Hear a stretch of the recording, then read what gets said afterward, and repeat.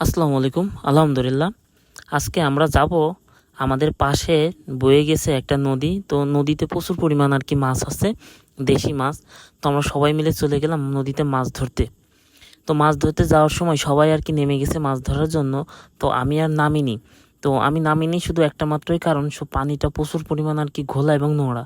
তো এই পানিতে নাকি যারাই নামছে তাদেরই নাকি গা প্রচুর পরিমাণ আর কি চুলকাচ্ছে এবং চুলকানি হচ্ছে।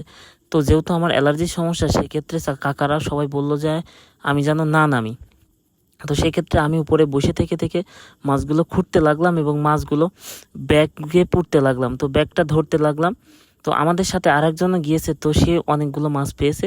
তো সে ওই পারে মারছে আর আমরা এই আমার সাথে যেগুলো পিচ্ছিগুলো গেছে সেগুলো আর কি ওইভাবে মাছ দেখে তারাও আর কি না নেমে থাকতে পারেনি। তো সবাই যারাই হাত দিয়েছে তারাই আর কি মাছ পারছে।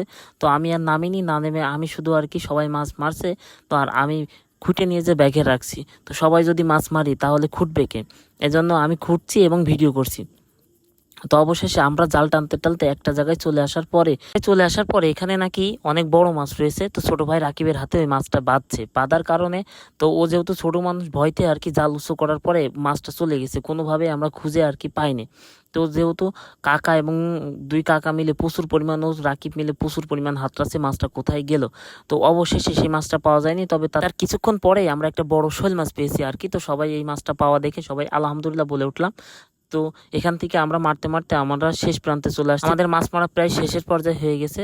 তো এবারই আমরা লাস্ট জাল ফেলেছি। তো সবাই মাছ আমার কাছে দিতে লাগলো আর আমি খুঁড়তে লাগলাম। তো এখন সবাই মাছ মারা হয়ে গেছে। তো সবাই ওই পারে চলে গেছে, হাত মুখ দিয়ে সবাই গুছিয়ে নিয়েছে।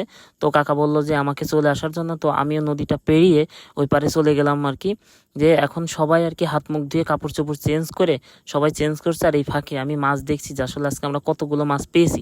তো আলহামদুলিল্লাহ বড় একটা শোল পেয়েছি, আমরা কিছু শিং মাছ পেয়েছি এবং চ্যাং মাছ পেয়েছি। যা মোটামুটি পেয়েছি তা আমাদের ধারণার বাইরে। আলহামদুলিল্লাহ এখন আমরা ওখানেই বসে ভাগ করতে লেগে গেলাম যে আসলে কতটুক করে আমরা কতটুক করে মাছ পাই। দেখা হবে পরবর্তী ভিডিওতে। সবাই ভালো থাকবেন। আল্লাহ।